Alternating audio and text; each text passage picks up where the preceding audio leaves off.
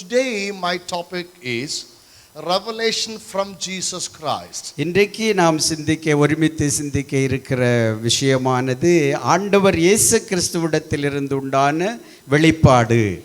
Chapter 1 verse 1.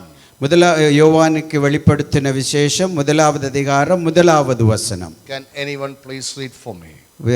தயவு செய்து ஒருத்தங்க வாசிங்க பார்க்கலாம். சீக்கிரத்தில் சம்பவிக்க வேண்டியவைகளை தம்முடைய ஊழியக்காரருக்கு காண்பிக்கும் பொருட்டு தேவன் இயேசு கிறிஸ்துவுக்கு ஒப்புவித்ததும் இவர் தம்முடைய தூதனை அனுப்பி தம்முடைய ஊழியக்காரனாகிய யோவானுக்கு வெளிப்படுத்தினதுமான விசேஷம். Praise the Lord.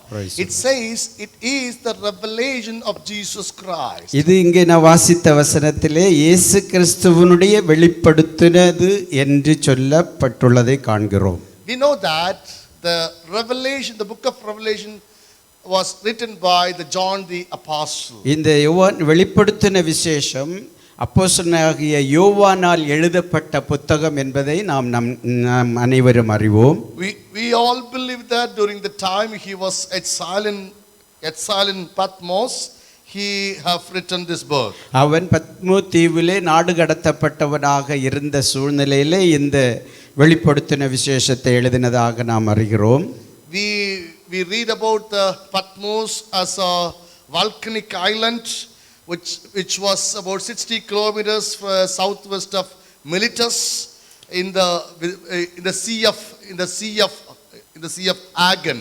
இந்த பத்மோ என்கிறதான தீவை குறித்து நாம் ஆராய்ச்சி செய்யும் பொழுது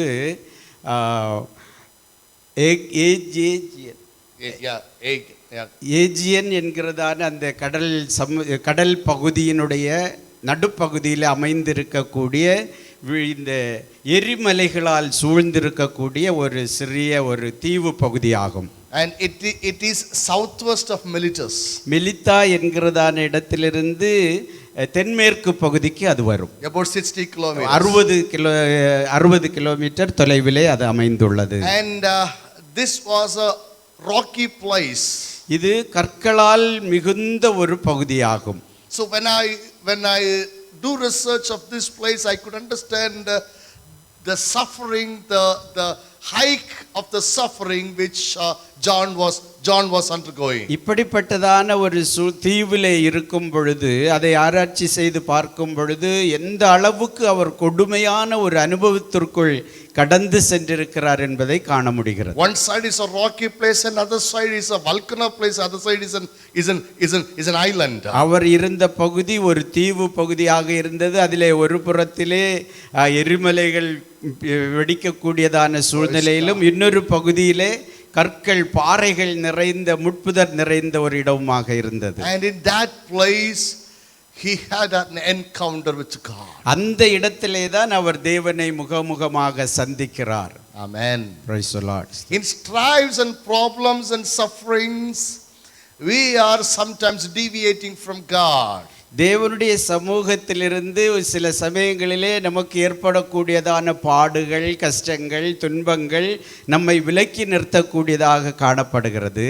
But here John the Apostle, in the strives and in the sufferings, in the place atmosphere was not right to him, he had an encounter with God and he had the vision from God. ஆனால் அப்போஸ்தலனாகிய யோவான் இருந்த சூழ்நிலை என்பது எந்த வகையிலையும் ஒரு விசுவாசத்திலே இருக்கக்கூடியதோ இல்லை தேவனை நோக்கி பார்க்கக்கூடியதான சூழ்நிலை அல்ல. இருந்த போதிலும் அந்த இடத்திலே இக்கட்டான சூழ்நிலை பாறை இடுக்குகளிலே இருந்து கொண்டு சர்வவல்ல தேவனோடு அவருக்கு தொடர்பு வைத்துக் கொள்ள முடிந்தது. And today this morning I want to tell you the church, though you are undergoing exile, in that situation too the God's encounter will reveal you the facts of the heavenly kingdom. அன்புக்குரிய சபையினுடைய தேவனுடைய பிள்ளைகளே, ஒருவேளை நாம் நாடு கடத்தப்பட்ட நிலையில் தன்னந்தனியாக வனாந்தரமான சூழ்நிலையில் இருந்தாலும் அந்த இடங்களிலே இருந்து கொண்டே தேவனை முகமுகமாக சந்திக்க முடியும், உரையாடி கொள்ள முடியும் என்பது இது நமக்கு வெளிப்படுத்துகிறது. Hallelujah. Praise the Lord. So this book is totally concealed of divine vision and the instructions in the Spirit. இந்த புத்தகமானது தேவனுடைய ஆவியானவருக்குள் மறைக்கப்பட்ட பல்வேறு உண்மைகளை வெளிப்படுத்தி கொடுக்கக்கூடியதாக இருக்கிறது. It is a vision which he has seen. இது யோவான் கண்ட தரிசனத்தின் அடிப்படையில் அமைந்த புத்தகமாக இருக்கிறது. And this book is addressed to the 7 churches in the Roman province of Asia, which is today's modern Turkey. ரோம சாம்ராஜ்யத்தினுடைய கட்டுப்பாட்டிற்குள் இருந்த ஆசியா கண்டத்தினுடைய ஒரு பகுதி இன்றைக்கு துருக்கியினுடைய ஆதிக்கத்திற்குள் இருக்கக்கூடிய அந்த வட்டாரத்திலே இருந்த 7 சபைகளை குறித்து அவைகளுக்கு சொல்லப்பட்ட செய்தியாக இது காணப்படுகிறது. So sometimes some people say this was written to the 7 churches, this is not for us. ஒரு சிலர் நினைக்கலாம் இது 7 சபைகளுக்கு எழுதப்பட்டது தானே, எனக்கு அதிலே தொடர்பில்லை என்று எண்ணலாம். But we have to understand every epistles and every writings in the Word of God is not for the present scenario, but for the past, present and future. இந்த நாம் புரிந்து கொள்ள வேண்டிய விஷயம் என்னவென்றால், கர்த்தருடைய வசனத்தை வாசித்து தியானிக்கும் பொழுது அதனுடைய சிறப்பு இனிமை என்னவென்றால், அது இந்த காலத்திற்கும் கடந்த காலத்திற்கு நிகழ்காலத்திற்கு இன்னும் வருங்காலத்திற்கும் உரிய எல்லாவற்றிற்கும் ஏற்புடைய ஒரு நூலாக இருக்கிறது என்பதாகும். Amen. Praise the Lord. That is why we call it as Holy Scripture. அதனாலே தான் நாம் இதை பரிசுத்த வேத வாக்கியங்கள் என்று சொல்லி அறிகிறோம். There are novels, there are writings and all things, but rather all the God's presence is there to reveal the facts about the past, present and future. That's what it's called, the Holy Scripture. இந்த இலக்கியத்தை சார்ந்த பல்வேறு நூல்கள் இந்த உலகம் முழுவதும் காணப்படுகிறது. ஆனால் அவற்றோடு ஒப்பிட்டு பார்க்கும் பொழுது இந்த பரிசுத்த வேத எழுத்துக்கள் என்று சொல்லுவதற்கு பரிசுத்த ஆவியானவர் அதை ஏவி எழுதினதினாலே தான் அதற்குரிய தனி சிறப்பு இந்த வேதம் பெற்றிருக்கு. Praise the Lord. So holding this Holy Scripture is really an awesome pride to us. இந்த கர்த்தருடைய பரிசுத்த வேத வாக்கியங்களை நம்முடைய கரங்களிலே கொண்டிருப்பது என்பது நம்முடைய வாழ்க்கையிலே கிடைக்கப்பெற்ற அரும்பெரும் சிலாக்கியமாக இருக்கிறது. Amen. Hallelujah. Hallelujah. So we see 3 styles being formulated in the book. இந்த புத்தகத்திலே 3 வகையான சிறப்புகள் உருவாக்கப்பட்டிருப்பதை காண முடியும். The first style is apocalypse. முதலாவது நாம் பார்க்கும் பொழுது இது ஒரு தீர்க்க தரிசனம் பொதிந்த எதிர்காலத்தை குறித்து கூறக்கூடிய ஒன்றாக இருக்கிறது. Apocalypse, it's symbolic, figurative and metaphoric language to reveal the supernatural in this earthly circumstances. இந்த பூமியில் உள்ளதான தற்கால சூழ்நிலைக்கு ஏற்ற வகையிலே வெளிப்படுத்துவதற்கென்று அடையாளங்களாகவும் சின்னங்களாகவும் எழுதப்பட்ட ஒரு இலக்கிய நூலாக கூட இதை நாம் காண முடியும். So in total, when we see in this book, all are symbolic and figurative expressions. இவைகள் இந்த புத்தகத்தை நாம் ஒட்டுமொத்தமாக பார்க்கும் பொழுது இவைகள் உருவகங்களாகவும் எடுத்துக்காட்டுகளாகவும் அடையாளங்களாகவும் கொடுக்கப்பட்டவைகளாக இருக்கிறது. And second style in this book is about prophetical. இந்த புத்தகத்தினுடைய இரண்டாவது சிறப்பு அல்லது அழகு என்னவென்றால் இது தீர்க்க தரிசனம் சார்ந்தது என்பதாகும். It talks about the fulfillment of Jesus. இங்கே ஆண்டவர் இயேசு கிறிஸ்துவினுடைய நிறைவேறுதல்கள் எவை என்பதனை குறித்து இந்த புத்தகம் நமக்கு வெளிப்படுத்துகிறது. It talks about the fulfilled prophecies and it talks about the fulfilling prophecies and it talked about the future prophecies. ஏற்கனவே நிறைவேறினதான தீர்க்க தரிசனங்களை குறித்து கூறுகிறது, இன்றைக்கு நிறைவேறிக் கொண்டிருக்கிற தீர்க்க தரிசனங்களை கூறுகிறது, இன்னும் வருங்காலங்களில் நிறைவேறப் போகிற தீர்க்க தரிசனங்களையும் இவைகள் இந்த புத்தகம் நமக்கு வெளிப்படுத்துகிறது. And especially the interesting factor to me is it reveals the fact that Jesus is going to be the king of the world. இங்கே நமக்கு சுவாரஸ்யமான ஒரு விஷயம் என்னவென்று சொன்னால், கர்த்தராகிய இயேசு கிறிஸ்து இந்த பூமியின் ராஜாதி ராஜாவாக வெளிப்பட போகிறார் என்பதாகும். ஹalleluya. He was suffered in the cross and gained and conquered the world and will become the king. அவர் ஒருமுறை பூமிக்கு வந்த பொழுது சிலுவையிலே தன்னுடைய ஜீவனை ஒப்பு கொடுத்து அந்த பாவத்திற்கான வெற்றியை கண்டவர் இப்பொழுது உலகம் எல்லாவற்றையும் வெற்றி கண்டு ராஜாதி ராஜாவாக வரப்போகிறார் என்பதாகும். Hallelujah. The third style of this book is an epistle. இந்த மூன்றாவது இந்த புத்தகத்தினுடைய சிறப்பு அழகு என்னவென்று பார்த்தால் இது ஒரு நிருபமாக ஒரு கடிதமாக இருக்கிறது. As I said earlier about 7 churches in the modern Turkey, it is talking about the 7 churches of the Asia Minor. சிறிய ஆசியாவின் பகுதியிலே இருந்த 7 சபைகள், அவைகள் இன்றைக்கு துருக்கி நாட்டினுடைய கட்டுப்பாட்டிற்குள் இருக்கிற அந்த இடத்தில் உள்ள 7 சபைகளை குறித்து அவைகளுக்கென்று எழுதப்பட்டதாக இருந்தாலும், praise the Lord. So it's an epistle. அது அவைகளுக்காக எழுதப்பட்ட நிருபமாக காணப்படுகிறது. But though this epistle gives some meaningful life to the present day church. அப்படி அந்த காலத்திற்கு எழுதப்பட்டிருந்தாலும் இன்றைய சூழ்நிலைக்கு ஏற்ற வகையில் இன்றைய சபைக்கும் எழுதப்பட்ட ஒரு நிருபமாக கடிதமாக இது காணப்படுகிறது. So the important the praise Lord. So we have to understand is it is to testify Jesus Christ, to be steadfastly enduring and bearing the cross. இந்த புத்தகத்தினுடைய உறுதியான சிறப்பை குறித்து நாம் வாசிக்கும் பொழுது கர்த்தராகிய இயேசு கிறிஸ்து கல்வாரி சிலுவையிலே உறுதியோடு நிர்ணயத்தோடு அதை அனுபவித்து கடந்து சென்றவர். இனி வரக்கூடிய காலங்களிலும் இந்த உலக ஆட்சியை அதே உறுதியோடு எடுத்துக்கொள்ளப் போகிறார் என்பதாகும். So today my topic is revelation from Jesus Christ. இன்றைக்கு என்னுடைய சிந்தனைக்குரிய கருத்தானது கர்த்தராகிய இயேசு கிறிஸ்துவினிடத்தில் உள்ள வெளிப்படுத்தல். I would read from the word of God. கர்த்தருடைய வசனத்திலிருந்து நாம் வாசிப்போம்.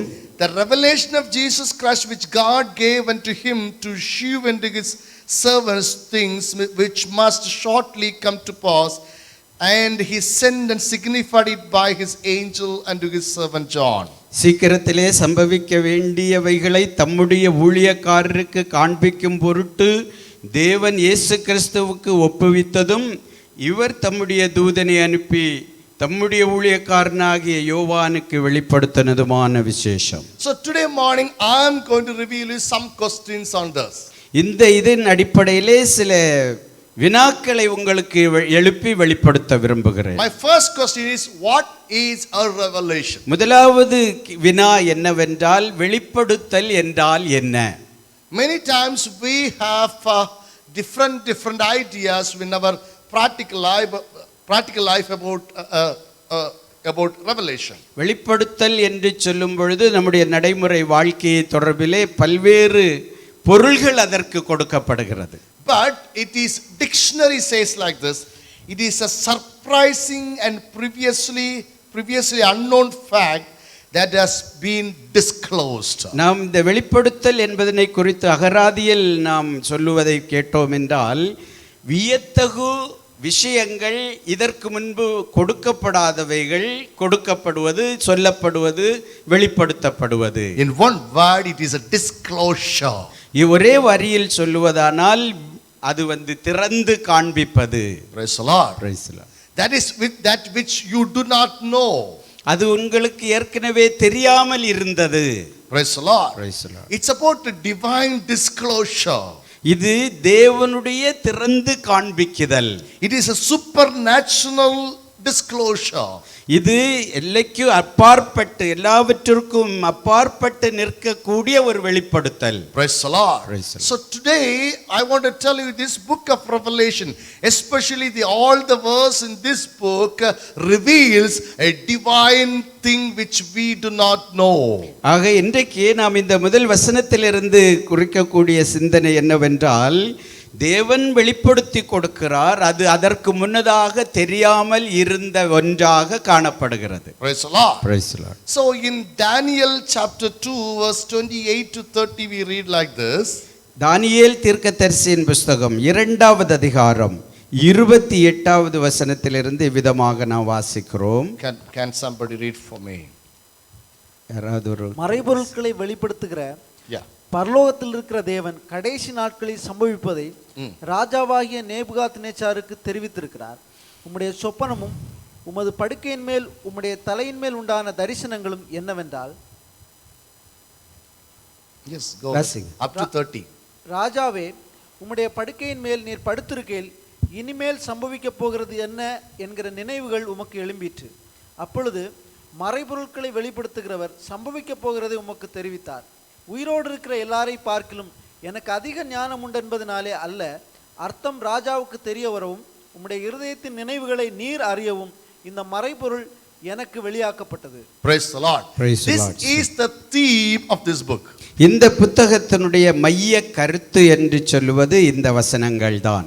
Daniel says to the king that this revelation is for இந்த தானியேல் தீர்க்கதரிசி ராஜாவுக்கு சொல்லும் பொழுது, ராஜாவே இந்த வெளிப்படுத்தல் என்பது Praise the Lord.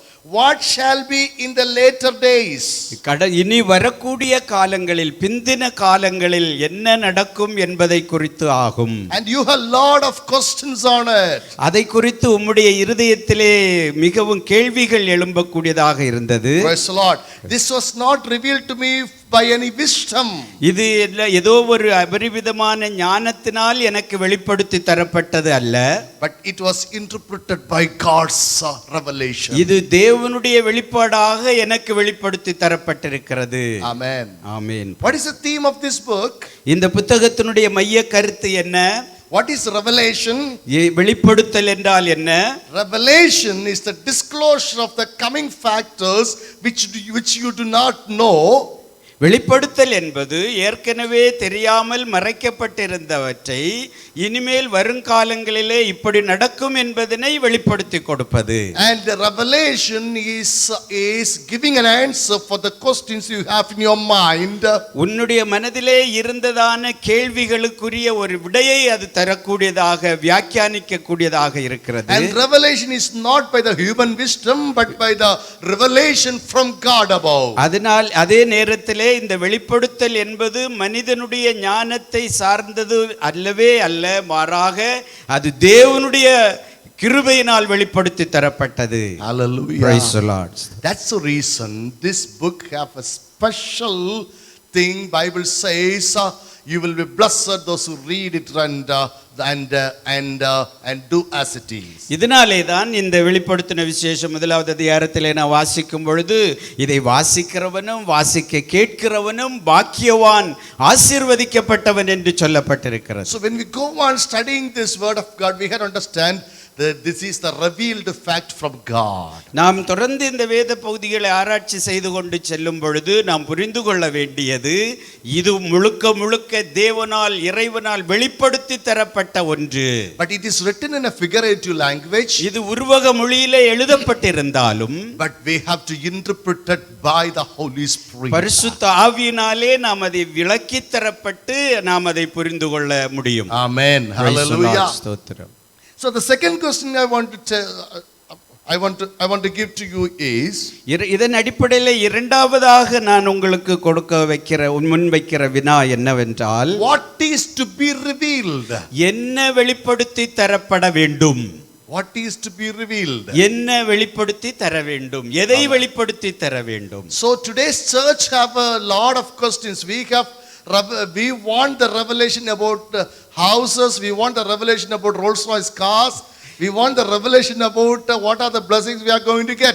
நமக்கு ஒரு விருப்பம் என்னவென்றால், நாம் வெளிப்படுத்தி தர வேண்டும். நான் எந்த அளவுக்கு பெரிய வீடை கட்டப் போகிறேன், எந்த அளவுக்கு பெரிய காரை, விலையுயர்ந்த ரோல்ஸ் ராய்ஸ் என்கிற காரை வாங்க போறேன், இந்த உலகம் சார்ந்த இவைகள் எல்லாம் எனக்கு வெளிப்படுத்தி தர வேண்டும் என்பதுதான் நாம் இன்றைக்கு கேட்கக்கூடிய ஒன்று. And many of us have a tendency that to know about what about tomorrow, how I will be tomorrow. நாளைக்கு நான் எப்படி இருப்பேன் என்பதை குறித்து அறிய வேண்டும் என்கிற விருப்பம் எல்லாருக்குள்ளும் இருக்கிறது.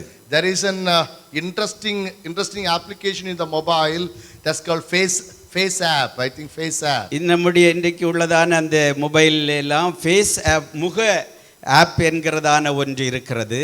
So if you give your photograph and ask them to design your future, அந்த நீங்கள் உங்களுடைய படத்தை அதிலே கொடுத்து எதிர்காலத்தை அதிலே வடிவமைப்பதற்கு நீங்கள் கொடுத்தால், you can get a beautiful older picture. நீங்க அழகான ஒரு படத்தை அதிலே உங்களுக்கு காண முடியும். And I have given my beard photograph once, and I have seen an old grandpa And some people criticized on seeing that. That's good, interesting. But this is not a face app. நான் ஒரு தடவை என்னுடைய முகத்தில் தாடி முடியெல்லாம் வச்சு ஒரு படத்தை அதில் கொடுத்திருந்தப்போ கொஞ்சம் வருஷம் கழிஞ்சு நான் எப்படி இருப்பேன் என்கிறதை காண்பிப்பதற்கு ஒரு வயசான கிழவனாக என்னை அந்த முக அளவு ஆப் காட்டினது. ஆனால் அதுபோல இந்த பரிசுத்த வேத எழுத்துக்கள் அதுபோல அல்ல. So today we all have the tendency to see about future. இன்றைக்கு நமக்கு எல்லாருக்கும் நாளைக்கு நான் எப்படி இருப்பேன் என்பதை பார்ப்பதற்கு விருப்பம் அதிகமாக இருக்கிறது. But Bible clearly tells in the first verse it is a revelation of Jesus Christ. ஆனால் இங்கே பரிசுத்த வேதம் தெளிவாக முதல் வசனத்திலேயே சொல்லுவது இது இயேசு கிறிஸ்துவினுடைய வெளிப்பாடு. Hallelujah. Praise the It is Lord. a revelation from Jesus and it is a revelation about Jesus. இது இயேசு கிறிஸ்துவினிடத்திலிருந்து வந்த வெளிப்பாடு, இயேசு கிறிஸ்துவை குறித்த வெளிப்பாடு. Amen. Praise the Lord. What is the relation between Jesus and us? இந்த நமக்கும் இயேசு கிறிஸ்துவுக்கு உள்ள தொடர்பு என்ன? The Jesus is going to be come as a bridegroom to the bride church. இந்த சபைக்கு மணவாட்டியான சபைக்கு ஒரு மணவாளனாக ஆண்டவர் இயேசு கிறிஸ்து வரப்போகிறார். So that's what we are related to this relation, this revelation. அந்த ஒரு ஐக்கியத்தின் அடிப்படையிலே தான் நாம் இந்த வெளிப்படுத்தின விசேஷ புத்தகத்தோடு இணைக்கப்பட்டிருக்கிறோம். Amen. Praise the Lord. Those who are not the bride have no relation with this revelation. இந்த சபையினுடைய மணவாட்டியின் பங்கில்லாதவர்கள், உறுப்பினராக இல்லாதவர்கள் இந்த வெளிப்படுத்தின விசேஷத்திற்கும் பங்கற்றவர்கள். That's what many churches don't take this revelation. அதனாலே தான் இந்த வெளிப்படுத்தின விசேஷத்தை அநேக சபைகள் எடுப்பதில்லை, போதிப்பதில்லை. Many pastors don't know the revelation. இந்த வெளிப்படுத்தின விசேஷம் இருக்கிறது என்கிறது கூட அநேக பாஸ்டர்களுக்கு தெரியாது. You know why? ஏனென்றால் Because they are not the bride. அவர்கள் இந்த மணவாட்டிக்குரியவர்கள் அல்ல, இன்னொரு மணவாட்டியானவர்கள். He is telling more. Anyhow, so Bible clearly tells us about a wedding unity with the bride and the bridegroom. ஆக பரிசுத்த வேதம் புதிய ஏற்பாட்டிலே சொல்லக்கூடிய இன்னொரு மாபெரும் சத்தியம் என்னவென்றால் மணவாளன் மணவாட்டி என்கிற ஒரு ஐக்கியத்தை ஒப்பிட்டு கிறிஸ்துவுக்கும் சபைக்கும் சொல்லப்பட்ட ஒன்று. Hallelujah. Praise the Lord. So this book of Revelation reveals us about the wedding unity of us with the Jesus Christ, the bridegroom. ஆக இந்த புத்தகத்திலே இன்னொரு வெளிப்படுத்தப்பட்டிருக்கிற சத்தியமானது கிறிஸ்துவாகிய இயேசு கிறிஸ்துவாகிய மணவாளனுக்கும் அவருடைய சரீரமாகிய சபையாகிய மணவாட்டிக்கும் உள்ளதான ஒரு உறவு ஐக்கியத்தை குறித்து வெளிப்படுத்தக்கூடியதா. Amen. I'm so excited to see that. நாம் அதை மிகுந்த ஆவலோடு அந்த சம்பவம் நடக்க காத்திருக்கிறோம். Amen. How many of you are excited really? இங்க இருக்கிற எத்தனை பேருக்கு நாம் அதிலே மன மகிழ்ச்சியாக காத்திருக்கிறோம். Amen. Hallelujah. Praise So when we read in 1 Corinthians chapter 1:7, கொரிந்தியருக்கு எழுதின நிருபம் முதலாவது 1 கொரிந்தியர் 7வது அதிகாரத்திலே நான் வாசிக்கும் பொழுது we read like this. இவ்விதமாக வாசிக்கிறோம். Can anyone read? 1 Corinthians chapter 1 verse 7. அப்படியே நீங்கள் யாதொரு வரத்திலும் குறைவில்லாதவர்களாய் நம்முடைய கர்த்தராகிய இயேசு கிறிஸ்து வெளிப்படுவதற்கு காத்திருக்கிறீர்கள். So what is to be revealed? என்ன வெளிப்படுத்தி தரப்பட வேண்டும் என்று கேட்டால் Jesus Christ is going to be revealed. கர்த்தராகிய இயேசு கிறிஸ்து வெளிப்பட இருக்கிறார். Praise the Lord. Praise the Lord. But our relation is நம்முடைய தொடர்பானது உறவானது without lacking any spiritual gift, wait for the coming of Christ. எந்த விதமான ஆவிக்குரிய வரங்களினாலும் குறைவு இல்லாமல் அவருடைய வருகைக்கு காத்திருக்க, வெளிப்படுதலுக்கு காத்திருக்கிறவர்களாக இருக்கிறோம். Amen. Amen. So this book talks about the revelation of Jesus Christ. ஆக இந்த வெளிப்படுத்தின விசேஷம் இயேசு கிறிஸ்துவினுடைய வெளிப்பாடை குறித்து சொல்லுகிறது. As well it instructs us to not lack on any spiritual gifts. அதே நேரத்திலே ஆவிக்குரிய எந்த வரங்களிலும் நாம் குறைவுள்ளவர்களாக காணப்படக்கூடாது என்றும் நமக்கு ஞாபகப்படுத்துகிறது. Because ஏனென்றால் the bride should be perfectly matched to the bridegroom Jesus Christ. ஆண்டவராகிய இயேசு கிறிஸ்து என்னும் பரிபூர்ண அந்த மணவாளனோடு இந்த அவருடைய மணவாட்டியாகிய சபையும் பரிபூர்ணமாக நிரப்பப்பட்ட நிலையில் காணப்பட வேண்டும். Sometimes we go for weddings and we say There's no match. சில இடங்களில் நான் திருமணத்துக்கு போகும்போ மணமகனையும் மணமகளையும் பார்த்து அவங்களுக்கு ஒரு பொருத்தவுமே இல்லையே என்று சில இடங்களில் நினைக்கிறது உண்டு. Yes, we do that. நம்ம கட்டாயம் அதை பார்க்கும்போது சொல்லுவோம் இல்லையா? But ஆனால் how to be matched with Jesus Christ? ஆண்டவர் இயேசு கிறிஸ்துவோடு அந்த இணைந்து நிகராக வருவது எப்படி? To par with his holiness. அவருடைய அந்த பரிசுத்தத்திலே பங்கடைகிறவர்களாக இருந்து கொண்டே ஆகும். Without lacking any kind of spiritual gifts he has given to us. நமக்கு அவரால் தரப்பட்ட எந்த ஒரு வரங்களிலும் குறைவில்லாதவர்களாக நாம் காணப்பட்டு அப்படியாக அவருக்கு இணைந்து வர வேண்டும். We read about a woman in the Gospels. சுவிசேஷ புத்தகங்களிலே ஸ்திரீகளை குறித்து நாம் வாசிக்கிறோம். One particular woman had $10 with her. ஒரு குறிப்பிட்ட ஒரு பெண்மணியிடத்திலே 10 வெள்ளி காசு இருந்தது. Coins, yeah. 10 வெள்ளி காசு இருந்தது. And she lost one. அதிலே ஒரு வெள்ளி காசை அவள் தொலைத்து விட்டாள். The Jewish custom is, if one lost means they are not pure. யூதர்களுடைய மரபுப்படி அப்படிப்பட்ட ஒன்று முக்கியமான ஒன்று ஒரு பெண்மணியிடத்திலிருந்து தொலைந்து போகிறது என்று சொன்னால் அவள் தூய்மையானவள் அல்ல என்று கருதப்படும். Because it was given by the fiancé of her. ஏனென்றால் அது அவளுக்கு கொடுக்கப்பட்ட, not fiancé, would be அவளை திருமணம் முடித்துக் கொள்வதற்கு என்று சொல்லி அவளுக்கு கொடுத்த ஒரு பொருள் தான், கொடுக்கப்படுகிற பொருள் தான் அது. So if she lost it resembles that she is not pure. அது அவள் தொலைத்து விட்டால் அதிலே அவள் கவனக்குறைவாக இருந்தால் அவள் தூய்மையற்றவள் என்று கருதப்படும். That's what she was seriously searching for that. அதனாலே தான் அவள் அதை தீவிரமாக தேடிக்கொண்டிருக்கிறாள். This is how இதே போல God has given us some gifts. தேவனால் நமக்கு சில வரங்கள் கொடுக்கப்பட்டிருக்கிறது. If we lost, நாம் அதை நஷ்டப்படுத்தினால், and we will be also treated as not pure. நாமும் அதே நிலையிலே தான் தூய்மையற்றவர்கள் என்கிற ஒரு நிலையிலே கருதப்படுவோம். The marriage will not happen. அந்த திருமணம் என்பது நடக்காது. How many of you understand what I said? இது இங்கே சொன்னதிலே நாம் எத்தனை பேர் புரிந்து கொண்டோம்? So today what is to be revealed? The revealed is Jesus Christ is coming to be as a bridegroom, and we are instructed to have the spiritual gift to not be lack. ஆக இன்றைக்கு என்ன வெளிப்படுத்தி தரப்பட வேண்டும், என்ன வெளிப்படுத்தப்பட்டிருக்கிறது என்று கேட்டால், கர்த்தராகிய இயேசு கிறிஸ்து என்னும் ராஜாதி ராஜா ஒரு மணவாளனாக வெளிப்பட போகிறார். அவருடைய மணவாட்டியாகிய சபை அவரோடு இணையும்படிக்கு அதற்கேற்ற வகையிலே தூய்மையாக காணப்பட வேண்டும் என்பதாகும். In Galatians chapter 1, 11 and 12, we read like this. கலாத்தியருக்கு எழுதின நிருபம் 1வது அதிகாரம் 11, 12 வசனங்களிலே இவ்விதமாக வாசிக்கிறோம். மேலும் சகோதரரே, என்னால் பிரசங்கிக்கப்பட்ட சுவிசேஷம் மனுஷருடைய யோசனையின்படியானதல்லவென்று உங்களுக்கு தெரிவிக்கிறேன். நான் அதை ஒரு மனுஷனால் பெற்றதும் இல்லை, மனுஷனால் கற்றதும் இல்லை. இயேசு கிறிஸ்துவே அதை எனக்கு வெளிப்படுத்தினார்.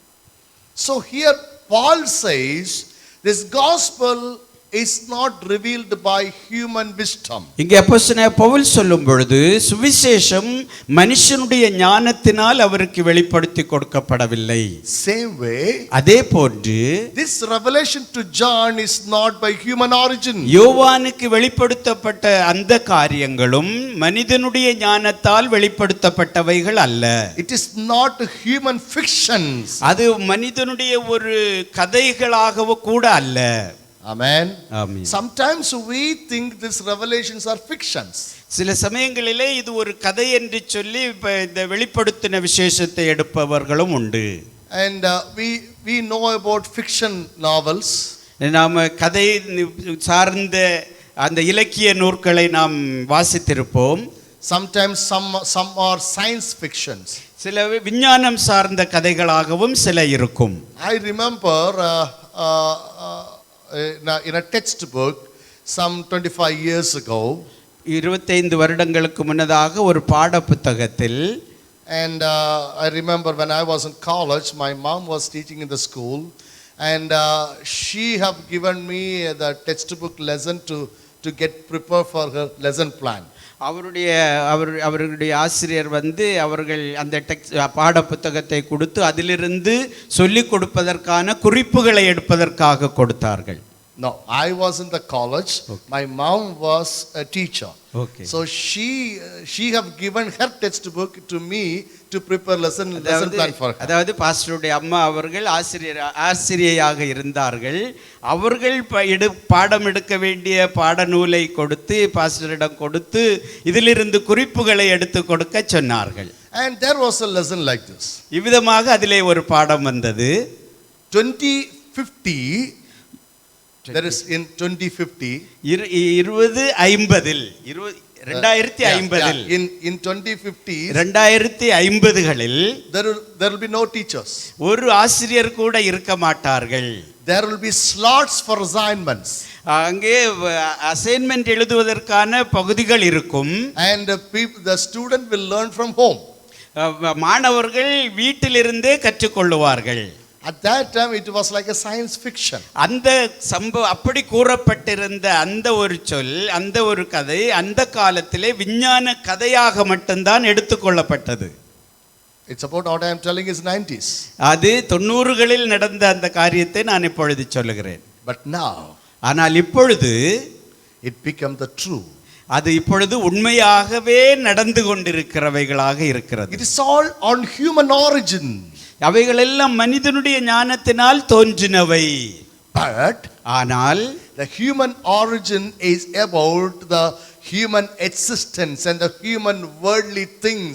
But here it is a divine origin, so it is not about the human world. மனிதனிடத்திலிருந்து வரக்கூடியவைகள் எல்லாமே உலகம் சார்ந்ததாகவும் இந்த பூமிக்குரியதாகவும் இருக்கிறது. ஆனால் இந்த புத்தகத்தை அடிப்படையிலே பார்க்கும் பொழுது அது தேவனுடைய வெளிப்பாடாகவும் தேவனிடத்தில் தோன்றினதாகவும் இருக்கிறது. So the gospel is not about human living. இங்கே சுவிசேஷம் என்று சொல்லும் பொழுது அது மனிதனுடைய சிந்தனையிலே வந்த மனிதனுக்குரிய காரியம் அல்ல. It is not about human living.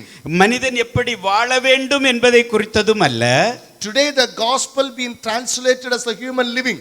இன்றைக்கு சுவிசேஷமானது மனிதன் எப்படி வாழ வேண்டும் என்று பரிணாமப்பட்டிருக்கிறது. But the gospel is the kingdom of God. ஆனால் சுவிசேஷம் என்பது அது தேவனுடைய ராஜ்யம். How many of you understand? எத்தனை பேர் நாம் புரிந்து கொண்டோம்? That's what Paul says, it is not from human origin. அதனாலே தான் அப்போஸ்தலன் பவுல் சொல்லுகிறார் இது மனிதனுடைய ஞானத்தினால் தோன்றினது அல்ல. And it is not for human kingdom too. அது பூமிக்குரிய மனிதர்களுடைய ராஜ்யத்துக்கு உரியதும் அல்ல. Amen. Praise the Lord. ஸ்தோத்திரம். So gospel is not for human kingdom. இந்த சுவிசேஷமானது மனித ராஜ்யத்துக்கு உரிய ஒரு செய்தி அல்ல. It is not for your human blessings. இங்கே மனிதனுடைய ஆசீர்வாதத்திற்காகவும் அது கொடுக்கப்படவில்லை. It is not for giving you homes. அது உங்களுக்கு வீடு தருவதற்காக கொடுக்கப்படவில்லை. It is not for giving you cars. அது உங்களுக்கு கார் வாங்கி தரும் என்பதற்காக கொடுக்கப்பட்டதல்ல. It is not for giving you flourishment. இங்கே உங்களுக்கு இன்னும் அதிக செழுமையை கொடுப்பதற்காக கொடுக்கப்பட்டது அல்ல. But it has been given for the kingdom of God for the eternity. அது நித்தியமான ராஜ்யமுடைய ராஜாவுக்கு தேவனுடைய ராஜ்யத்திற்கு கொடுக்கப்பட்டது. அல்லேலூயா. ஹalleluya. Because it is not a human origin and it is not a human living too. இந்த மனிதனால் தோன்றப்படாத காரணத்தினால் மனிதனுடைய வாழ்வுக்குரியதும் அல்ல. How many of you say yes to me? எத்தனை பேருக்கு நாம் அதை ஆமோதிக்க முடிகிறது? Amen. Hallelujah. So here this revelation to the John the Apostle is not about human life. இங்கே யோவானுக்கு வெளிப்படுத்தி கொடுக்கப்பட்ட காரியங்கள் அது மனித வாழ்வு சார்ந்தது அல்ல. It is the divine life of the church. இது ஜீவனுள்ள தேவனுடைய ஜீவன் சபைக்கு அவருடைய சபைக்கு கொடுக்கப்பட்டது. Amen. Praise the Lord. Hallelujah. Hallelujah. It is about the church. இது சபை அவருடைய சபையை குறித்தது.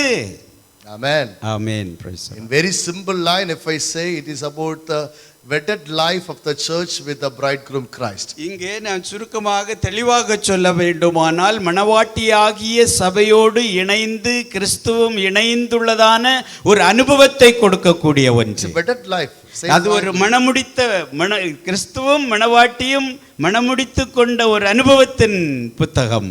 Amen. Praise the Lord. Amen. Hallelujah. Because when one got wedded, they become completeness. கடவுள் ஒரு விவாக ஒப்பந்தத்தோடு ஏற்படும் பொழுது முழுமை பெறுகிறது. Any man get wedded when they become two, they are complete. அதாவது ஒரு மனிதன் திருமணம் முடித்துக் கொள்ளும் பொழுது அவளோடு இணையும் பொழுது அவர்கள் முழுமையாகிறார்கள். ஒரு மனிதன் முழுமையாகிறான். Until then in God's sight they are not complete. அவர்கள் அதுவரைக்கும் அவர்கள் முழுமையானவர்கள் அல்ல. Some people may question me, Pastor, is this the complete of suffering and pains? சில சொல்லுவாங்க, ஆண்டவரே பாஸ்டர் நாங்க இவ்வளவு தூரம் கஷ்டப்படுகிறோமே அதனுடைய பலனா இது என்று சொல்லி. Is this the completeness? அது இப்படி கஷ்டப்படுவது ஒரு முழுமையானதா? But that is life. அதனால் அதுதான் வாழ்க்கை. Same like the bridegroom and the bride, Jesus and the church united together is the completeness of the God's purpose. அதே போலத்தான் கிறிஸ்துவாகிய சரீரமாகிய சபையும் அந்த மணவாட்டியும் அந்த மணவாளனும் இணையும் பொழுது தேவனுடைய திட்டத்திலே அது முழுமையானதாக ஒரு நிறைவை அடைகிறது. Promoting about that life is gospel. அந்த ஒரு அனுபவத்தை ஜீவனை வெளிப்படுத்துவதுதான் சுவிசேஷமாக இருக்கு. Amen. Praise the Lord. So this book is the revelation of the wedded life. ஆக இந்த புத்தகமானது கிறிஸ்து சபையினுடைய அந்த மணமுடிக்கப்பட்ட ஒரு வாழ்வினுடைய அனுபவத்தை கூறக்கூடிய ஒன்று. Amen. Praise the Lord. I hope you all understand.